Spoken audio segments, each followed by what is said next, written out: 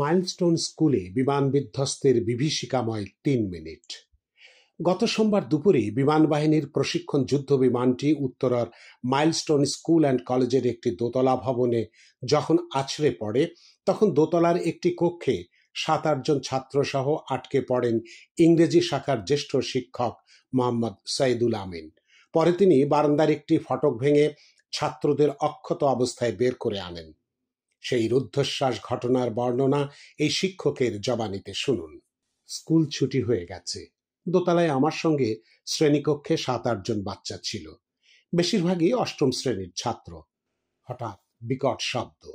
প্রথমে ভেবেছি বজ্রপাতের শব্দ, কিন্তু আকাশ তো পরিষ্কার, সেটা তো হওয়ার কথা নয়। এরই মধ্যে পাশের নারকেল গাছে আগুন জ্বলতে দেখা গেল।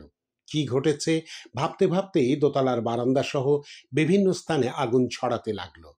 ধোঁয়ায় দম বন্ধ হওয়ার মতো অবস্থা। আমি যে কক্ষটায় ছিলাম সেটি ভবনের পশ্চিম দিকে, শেষ মাথায় ওয়াশরুম। কক্ষে টেকা কঠিন হয়ে পড়লে প্রথমে বাচ্চাদের নিয়ে ওয়াশরুমে আশ্রয় নিলাম। এর মধ্যে হঠাৎ মাথায় এলো, এই পাশটায় বারান্দার শেষ মাথায় একটি ছোট লোহার পকেট গেট আছে। অবশ্য সেটি সবসময় তালা দেওয়া থাকে, সেদিনও তালা দেওয়া ছিল। তবে গেটের লোহা কিছুটা চিকন। ভাবলাম, দেয়াল তো আর ভাঙা যাবে না, গেটটা ভাঙতে পারলে বাঁচতে পারবো। জীবন মৃত্যুর মাঝখানে দাঁড়িয়ে শেষ চেষ্টা আর কি। নিজের সন্তানের বয়সী ছাত্ররা ভয় আতঙ্কে কুঁকড়ে গেছে। তাদের মুখের দিকে তাকানো যাচ্ছিল না, শুধু বাঁচাও বাঁচাও বলে চিৎকার করছিল। কিভাবে গেট ভাঙবো মাথায় আসছিল না। কয়েকটা লাথি দিয়েও কাজ হলো না। হঠাৎ দেখি বারান্দা দিয়ে দৌড়ে একটি ছেলে আমার দিকে আসছে। তার শার্টে আগুন। স্যার, আমাকে বাঁচান বলে আকুতি জানালো। আমি যখন তাকে ধরলাম তখন আমার হাতও পুড়ে যাওয়ার জোগাড়। সময় ঘনিয়ে আসছিল, ততক্ষণে আগুন আর ধোঁয়ায় শ্বাস নিতে পারছি না। আমি তখন ওয়াশরুমে থাকা ছেলেদের বললাম, গায়ে আগুন নিয়ে আসা ছেলেটিকে তোমরা পানি ঢালো, আমি এদিকে পকেট গেটটা ভাঙার চেষ্টা করি। গেটটা ভাঙতে আমি ক্রমাগত লাথি মারতে থাকি। কতক্ষণ আর কত জোরে আমি লাথি দিয়েছি তা এখন আমার মনে নেই।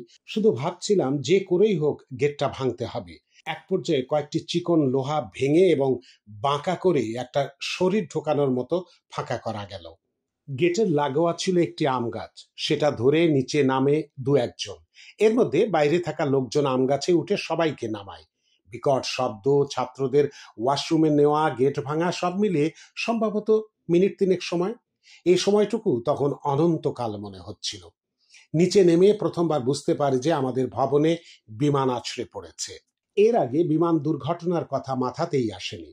আমার মনে হয়েছে বিমানের যে ইঞ্জিনের শব্দ সেটা ছিল না, বরং আছড়ে পড়ার পর দুবার বিকট শব্দ শুনেছি।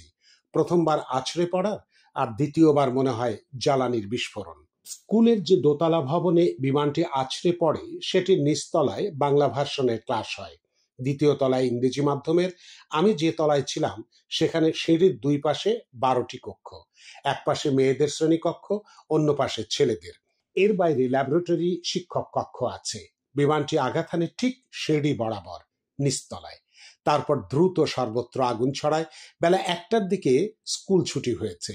রীতি অনুযায়ী প্রথমে মেয়েরা নেমে যায়, এরপর ছেলেদেরও বেশিরভাগই নেমে গিয়েছিল। যেখানে বিমানটি আঘাত হানে এর কাছাকাছি দ্বিতীয় তলায় একটি কক্ষে একজন শিক্ষক ও কয়েকজন ছাত্র ছিল। তাদের কক্ষে সবার আগে আগুন পৌঁছায় বলে জেনেছি। আমি নিচে নেমে দেখলাম ২টি লাশ পড়ে আছে, তবে দেহ ছিন্ন ভিন্ন। নিজেকে সামলে রাখাই কঠিন হয়ে পড়ে। বাচ্চাদের অবস্থা কেমন তা তো বোঝাই যায়। নিচে নামার পর নিচতলা থেকে দৌড়ে একটা মেয়েকে বের হতে দেখলাম। তার পরনে ছিল বোরকা, তাতে আগুন।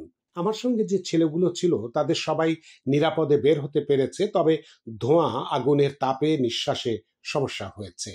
নামার সময় সামান্য আহত হতে পারে। শুনেছি গায়ে আগুন নিয়ে যে ছেলেটি দৌড়ে এসেছিল সেও বেঁচে আছে, হাসপাতালে ভর্তি। বাচ্চারা পকেট গেট দিয়ে যখন বের হয় তখন আগুন খুব কাছাকাছি। আমরা সাধারণত ৪০ ডিগ্রি বা এর বেশি তাপমাত্রা হলেও সাময়িক সময়ের জন্য সহ্য করতে পারি, কিন্তু সেখানে যে তাপমাত্রা তৈরি হয়েছিল তা সহ্যের বাইরে ছিল। এর সঙ্গে ধোঁয়া মিলে অসহনীয় অবস্থা। আর ২-১ মিনিট আটকে থাকলে হয়তো বেঁচে ফিরতে পারতাম না। বাচ্চাগুলোর কি হতো তা ভাবলেই গা শিউরে ওঠে। চোখের সামনে সন্তানতুল্য ছাত্র ছাত্রীরা পুড়ে মারা গেছে। অনেকেই হাসপাতালের শয্যায় কাতরাচ্ছে। সহকর্মী শিক্ষকও মারা গেছেন।